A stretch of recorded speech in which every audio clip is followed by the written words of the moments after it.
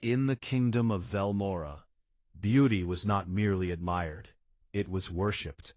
From the highest nobles in their marble palaces to the poorest farmers in their cracked huts, one truth ruled all: appearance was destiny. Those born radiant were believed to be blessed by the celestial court. Those born flawed were whispered to be cursed. And among all noble houses, none embodied disbelief more than the House of Valor.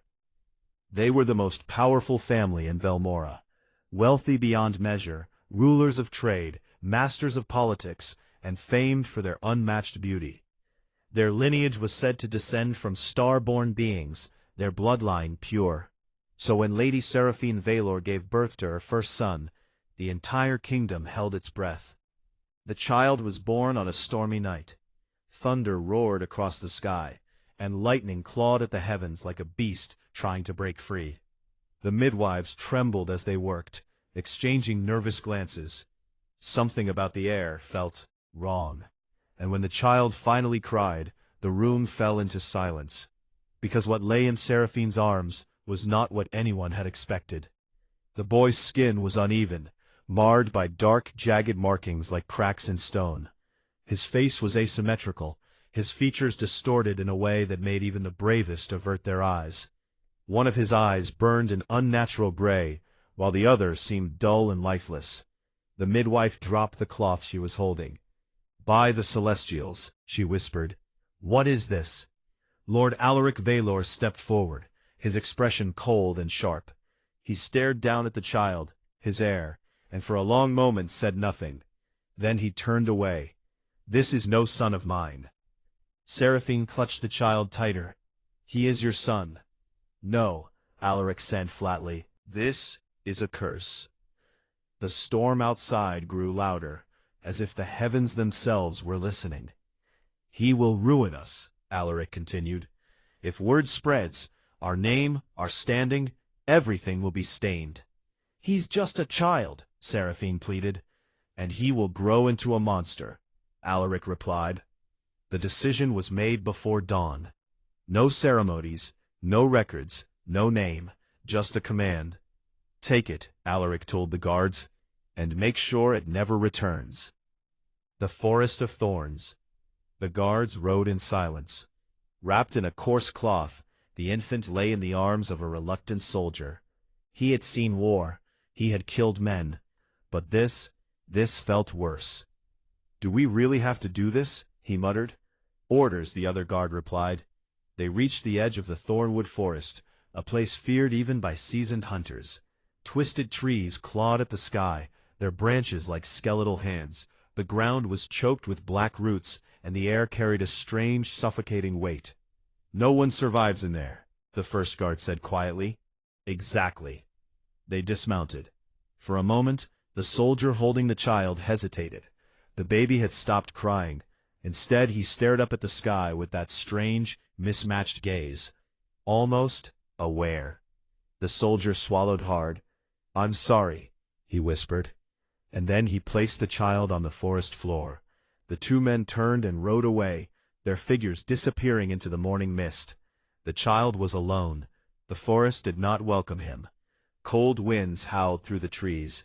Strange creatures lurked in the shadows, their glowing eyes watching, waiting. The child began to cry, and something answered. From the darkness emerged a figure, tall, cloaked, neither fully human nor entirely something else. Its presence warped the air around it. It knelt beside the infant. "Abandoned," it murmured, its voice like distant echoes. "Rejected by your own blood." The child's cries softened. The figure tilted its head, studying him. "Ugly they called you, didn't they?" it whispered. "A curse." It reached out, its hand hovering just above the child's face. "And yet, I see something else." The storm above began to fade. "Very well," the figure said. "If the world has cast you aside, then the world will one day kneel before you." The child stopped crying completely. "Rise, little one," the figure whispered, "for you will not die here." Years passed. The boy grew, not as a noble, not as a prince, but as something forged in hardship. The Thornwood Forest became his home. He learned to survive its horrors, to fight its beasts, to endure its cruelty. And the cloaked figure remained. It taught him, not kindness, not mercy, but strength. Power, it said one day, as the boy, now around 10, struggled to lift a heavy stone. That is the only truth this world understands. The boy gritted his teeth. Then I'll become powerful. Why? He paused. Images flickered in his mind, faces he barely remembered, turning backs. They left me, he said quietly. Yes, they thought I was nothing. Yes, the boy clenched his fists. Then I'll become everything. For the first time, the cloaked figure smiled. Good. It stepped closer. Then you must cast aside the weakness of your past, even your name. The boy looked up. I never had one. Then I will give you one. The wind stirred around them. From this day forward, you are Kael. The boy repeated it softly. Kael.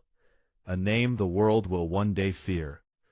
By the time Kael reached adulthood, he was no longer the helpless child left in the forest. He had become something else entirely. His body was strong, honed by years of survival.